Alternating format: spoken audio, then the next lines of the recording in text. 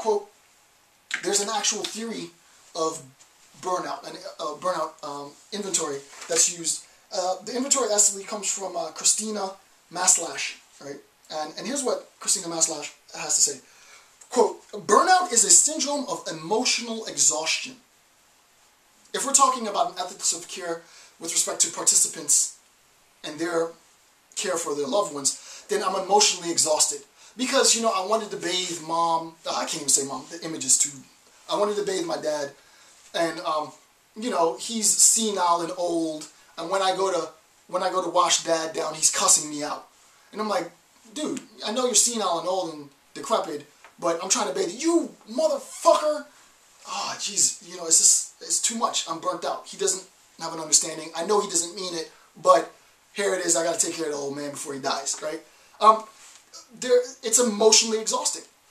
Sitting up in front of the camera for hundreds and hundreds of hours preparing lecture notes. I mean, the sitting in front of the camera is the easy part. It's all this other stuff. And even this isn't the easy part. None of it's easy. It's emotionally exhausting, and hence the burnout. So you have to be able to navigate, right? So burnout is a syndrome of emotional exhaustion, depersonalization, a reduced personal accomplishment that can occur among individuals who work with people in some capacity. Very, very important.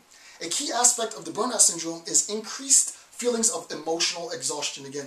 As emotional resources are depleted, workers feel they are no longer able to give themselves at a psychological level, right? As I feel I'm literally getting emotionally exhausted because of the barrage of negative feedback, or the barrage of negative energy, or the demands of my time, the demands of my resources, the demands of my mind, I retreat from what I perceive to be the stressor. The stressor is the obligation, the responsibility, quote unquote. So I retreat from the obligation. I retreat from the stressor. You know what? I just don't want to help. Like, let me call my brothers. Let me call my sisters. This happen all the time. Mom gets sick. There are multiple brothers and sisters. One brother, one sister assumes the responsibility of caring for mom or dad or whoever. And you will invariably find that one sibling says, I take care of the relative more than everybody else. What the hell is everybody else doing? Why do I have all the work? You see that they're getting emotionally burnt out. What ends up happening, hopefully, as the family heals itself and learns to work with this new stressor of assuming the role of caregiver, is that multiple brothers and sisters rotate the responsibilities so that they don't become burned out. Another aspect of the burnout syndrome is the development of depersonalization, that is, negative, cynical attitudes and feelings of one's clients in a sort of business model. This callous or even dehumanized perception of others can lead staff members to view their clients as somehow deserving their troubles, right? In a very, very negative sense. I don't want to talk about the organizational level. I don't really care about the organizational level. In a personal level, it's the fact that, no, I'm really starting to resent mom. I'm really starting to resent dad. I'm really starting to resent this person for obligating me with this responsibility. I don't want to help. But because I'm the responsible brother, I'm going to help. But goodness, this is ridiculous, right? So that you can start to resent the actual person because the person is imposing on you this obligation that you don't cherish the obligation. You have to do it, so you do it.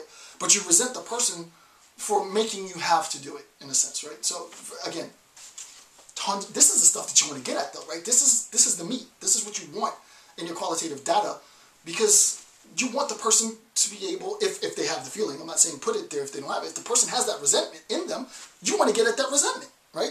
They're going to start off the interview with, oh, no, it's all cherry and happy, and I love it, and da-da-da-da. 15, 20 minutes, and listen, man, my brothers and sisters ain't doing nothing, mom ain't doing nothing, I got to do all the responsibilities, I'm driving people over the place, get it out. Now it's time to vent, and you recognize, listen, you're a human, and you recognize that your emotional response is acceptable given the situation. Wow.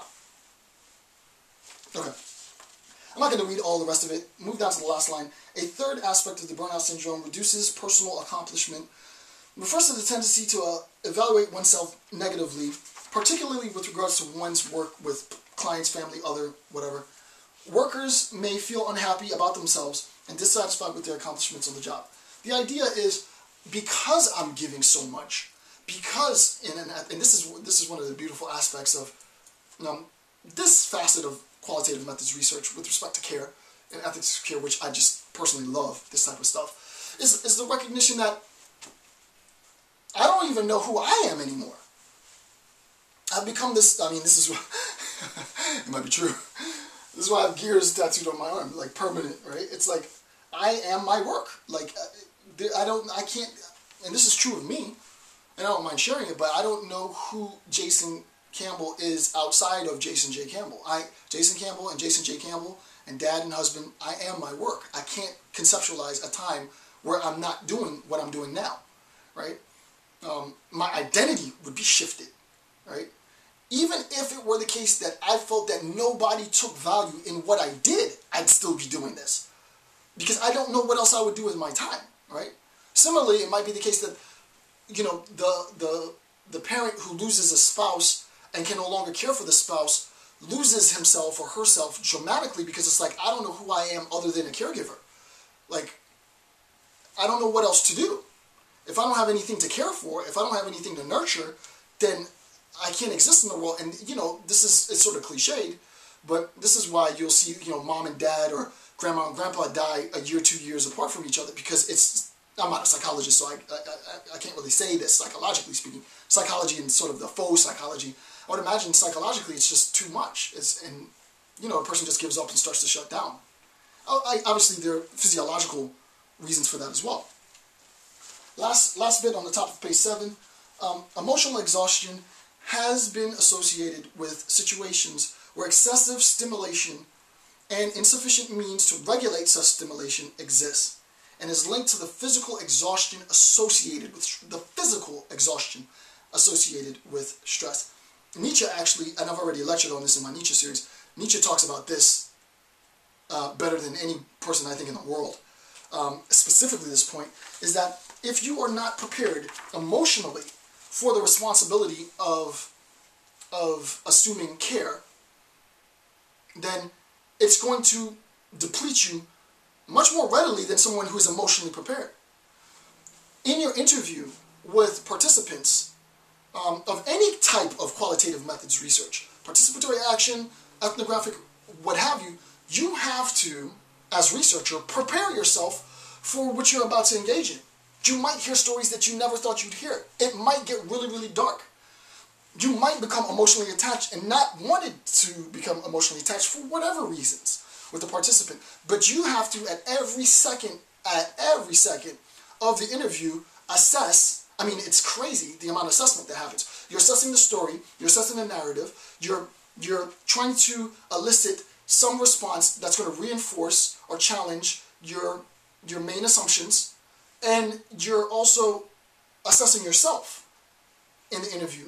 You know, am I too invested? You're not sharing this with the partner, the participant. Am I too invested in this person's story? Is this emotionally affecting me? Am I thinking too much of my own family because what they're saying sounds just like what I've been through? Stop thinking about that, Jason. Think about them. Da da da. You know, it's a lot that goes on. It's a lot that goes on, and it's not easy. It's extremely difficult work. It's extremely difficult work, and it's extremely exhaustive. But if you prepare yourself and you come into the research and you come into the interview and you come into whatever it is that you're doing, knowing full well that this is a performative act and I am now playing the role of Dr. Jason J. Campbell. I mean, I am a doctor, obviously, and I am Jason Campbell, but I don't identify myself as Jason J. Campbell. Jason J. Campbell is this thing that I'm presenting. It's, hi, I'm Dr. Jason J. Campbell, and then I play the role. So, exhaustion. So with that, that concludes section 1.2 of my analysis into the ethics of qualitative methods research. I want to thank you for taking the time to watch my videos. I'm Dr. Jason J. Campbell. Have a good day.